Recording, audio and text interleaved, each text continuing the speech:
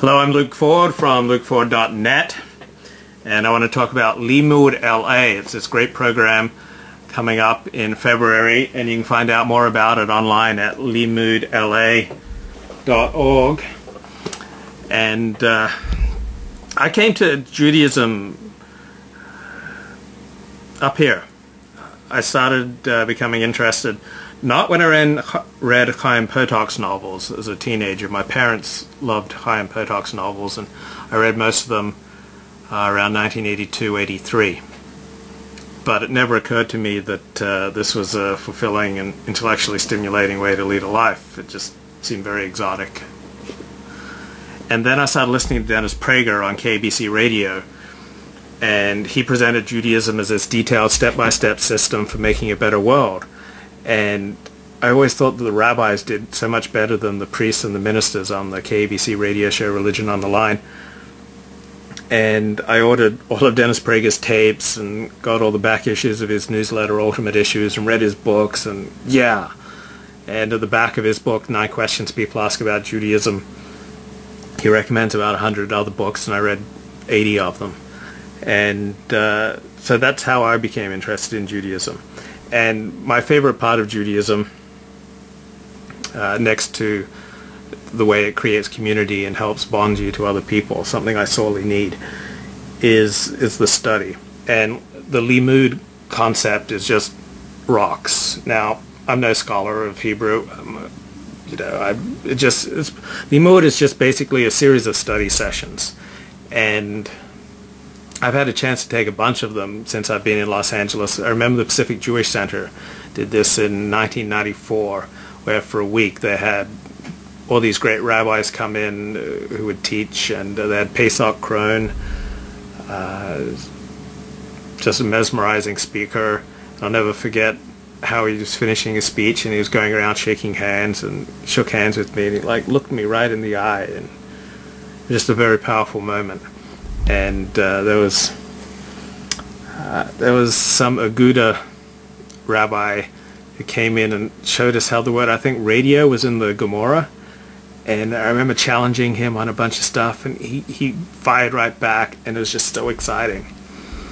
And Erev Shavuot, the night of Shavuot, the Jewish holiday of Pentecost, I think, in English, synagogues often have long learning programs throughout the night, which is very exciting.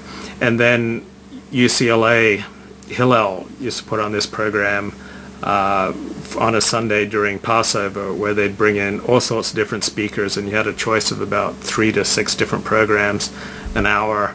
Often Dennis Prager would come in and speak. Rabbi Mordechai Gaffney was a key speaker one year. And I think you're supposed to only be allowed up to age 30, but I fibbed about my age, and I went for many years to that, until no matter how much Grecian formula I poured on my hair, it was just too gray, and so I stopped going. But the LimmudLA concept of this weekend is going to be held at the Costa Mesa Hilton. It was inspired by this program in England. It started 25 years ago. Each December, more than 2,000 people would gather for a 5-day conference of Jewish learning. Now the Limmud concept is spread around the world. Conferences in Russia, France, Canada, Turkey, Israel, Germany, Australia, and New York. And this is just my favorite part. I just love to learn, and as long as I can pay the bills, I just want to learn with my rabbi all day long. I'd love to learn with almost any of the major rabbis here in P.K. Robertson. Find them all very inspiring, from Nachum Braverman at Asia Torah to Elazar Muskin at Young Israel Century City to Rabbi Stephen Weil.